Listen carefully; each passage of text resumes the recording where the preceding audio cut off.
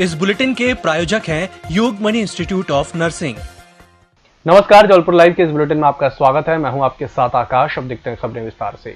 Corona संक्रमण के बीच black fungal infection से निपटने के लिए जबलपुर मेडिकल कॉलेज में 10 बिस्तर का म्यूकोरमाइकोसिस यूनिट और ऑपरेशन थिएटर स्थापित किया जाएगा। ये देश का पहला म्यूकोरमाइसिस यूनिट होगा। इसके लिए राज्य सरकार अमेरिका के डॉक्टरों की मदद लेगी। ये जानकारी चिकित्सा शिक्षा मंत्री विश्वास सारंग ने अमेरिका के डॉक्टरों से बात करने के बाद दी है। कोरोना संक्रमित और कोरोना से ठीक हुए मरीजों में ब्लैक फंगस के मामले बढ़े हैं। ये इन्फेक्शन पूरे देश में तेजी से फैल रहा है। इसको लेकर प्रदेश सरकार अलर्ट मोड पर आ गई है। इसके रोकथाम और उपचार के लिए पहले फेज में जबलपुर मेडिकल कॉलेज में 10-10 बिस्तर की यूनिट तैयार की जाएगी। यह देश का पहला म्यूकोरमाइकोसिस यूनिट होगा। जबलपुर में नकली रेमडेसिविर इंजेक्शन लगवाने वाले विश्व हिंदू परिषद के नर्मदा डिवीजन के पूर्व जिला अध्यक्ष सरबजीत मोखा पर रासुका की कार्रवाई की गई है। सरबजीत मोखा सिटी अस्पताल का डायरेक्टर भी है। उसने अस्पताल में भर्ती संक्रमितों को गुजरात से नकली इंजेक्शन मंगवाकर लगवाए थे। मोखा के अलावा दवाकर्मी देवेश चौरसिया के खिलाफ मंगलवार देर रात रासुका की कार्रवाई की गई। देवेश जहां पहले ही गिरफ्तार कर जेल भेजा जा चुका है, वहीं मोखा को बुधवार 12 मई को कोर्ट में पेश किया गया, जहां से उसे जेल भेज दिया गया। कोरोना महामारी और सर्वोच्च न्यायालय के दिशा निर्देश अनुसार हाईकोर्ट ने संज्ञान याचिका की सुनवाई करते हुए सजायाफ्ता और अंडर ट्रायल कैदियों को अस्थायी जमानत का लाभ दिए जाने के संबंध में आवश्यक दिशा निर्देश जारी किए हैं। हाईकोर्ट के चीफ जस्टिस मोहम्मद रफीक और जस्टिस अतुल श्रीधरन की युगल पीठ ने जेल में निरुद्ध कैदियों का 15 दिनों में RT-PCR टेस्ट करवाने के निर्देश दिए हैं, जिससे कोरोना संक्रमित कैदी की पहचान कर उसे अन्य कैदियों से अलग किया जा सके। प्यास से व्याकुल चीतल जंगल से भटककर सालीवाड़ा पहुंचा और कुएं में गिर गया। संयोग ठीक रहा। चीतल कुएं में किनारे एक चबूतरे पर उछलकर बैठ गया। आज ग्रामीणों ने कुएं में चीतल को देख वन विभाग को सूचना दी, तब जाकर उसे बाहर निकाला गया।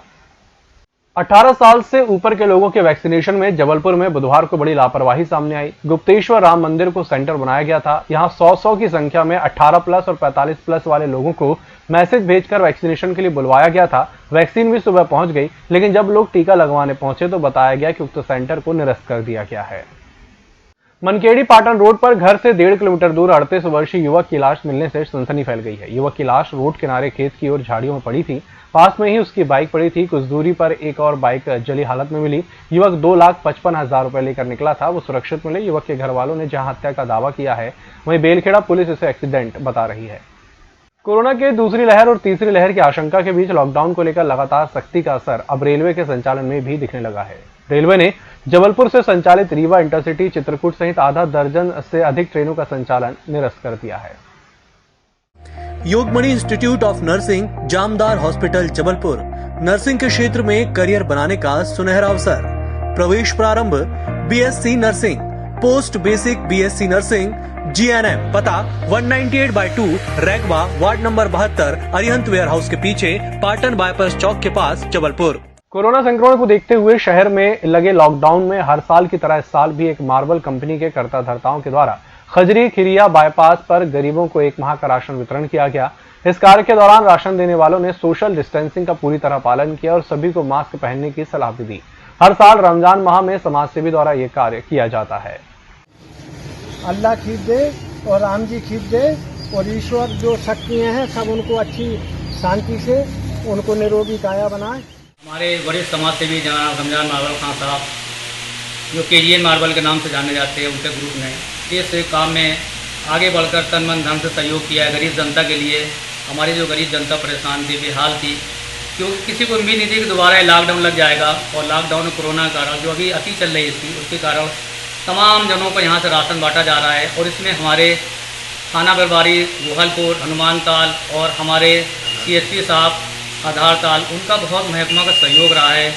SP साहब, कलेक्टर साहब और जितने भी हमारे माननीय अधिकारी हैं, उनका हमारे इस काम में बहुत सहयोग है और हम उनका भी तहे दिल से शुक्रिया अदा करते हैं।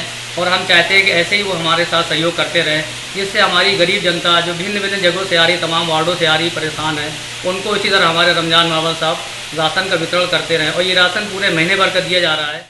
नकली रेमडेसिविर मामले में सिटी अस्पताल के कारनामे सामने आने लगे हैं, जिसमें अस्पताल प्रबंधन द्वारा कोविड मरीज को इंजेक्शन लगाया जाता है, जिसके बाद उसकी मौत हो जाती है। इस मामले में एक शिकायत भी वकीलों के माध्यम से उमती थाने में दर्ज कराई गई है, जिसमें सिटी अस्पताल के संचालक सरबजीत सिंह मोखा और डॉक्टर प्रदीप पटेल के खिलाफ हत्या का प्रकरण दर्ज करने की मांग की गई है।